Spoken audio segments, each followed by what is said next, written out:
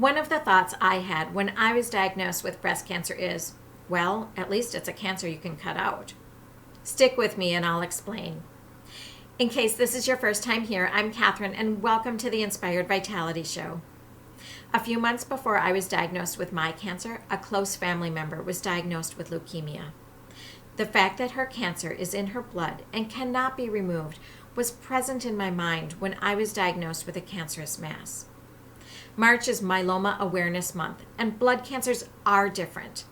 So, to bring awareness, I'm going to share with you a brief overview of what myeloma is and some of the signs and symptoms and what treatments are used for this cancer. Multiple myeloma is the most common form of myeloma, and it is synonymous with myeloma and plasma cell myeloma. So I'm going to use myeloma and multiple myeloma interchangeably during this video. I want to thank the Leukemia and Lymphoma Society for being a great resource for helping me prepare this video. I'm going to be throwing a link to them and some other great resources in the video description. Multiple myeloma is a cancer of the bone marrow plasma cells.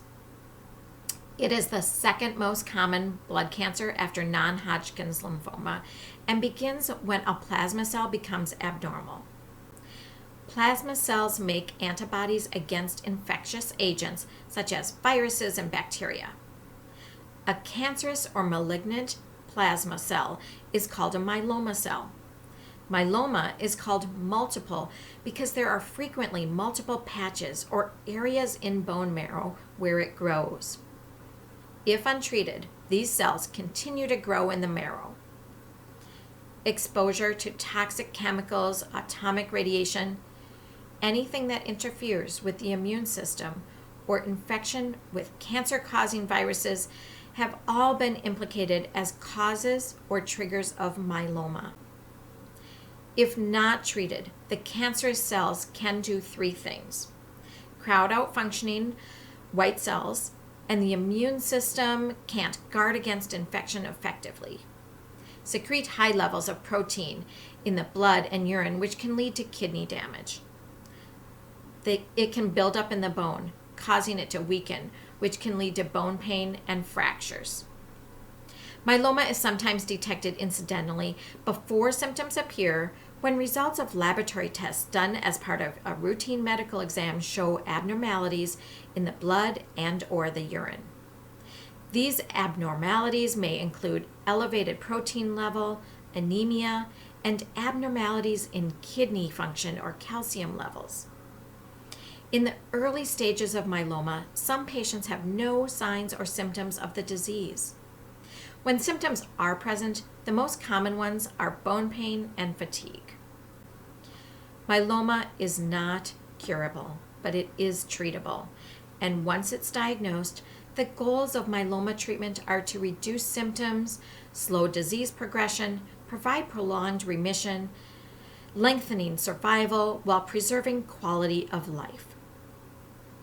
The treatment a doctor recommends is really based on several factors, and this can include the extent and characteristics of the disease, rate of disease progression, presence of other conditions such as heart or kidney disease, diabetes or neuropathy, as well as the age and overall health of the patient.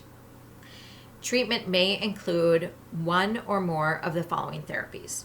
There's chemotherapy and drug therapies, stem cell transplant with high-dose chemotherapy, radiation therapy, supportive care, and a doctor may suggest a clinical trial.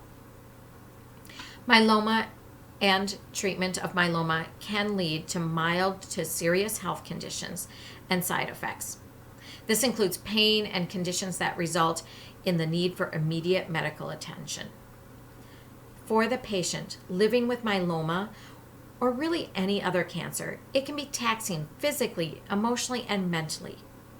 It can be an all-encompassing experience with managing medications, side effects of medications, the effects of the cancer itself, and appointments, as well as living within the unknown. At the beginning of this video, I said that upon my cancer diagnosis, I had a knee-jerk reaction to the fact that knowing that my cancer was one in theory that you could cut out. The fact is, I've learned there is no good cancer or better cancer. It doesn't matter if it's a mass or within your blood. There are just different cancers, and cancer is hard. I hope this has given you more insight to multiple myeloma. Let me know in the comments if this has been helpful, if you've been touched by multiple myeloma. I'd love to hear from you. See you in the next video.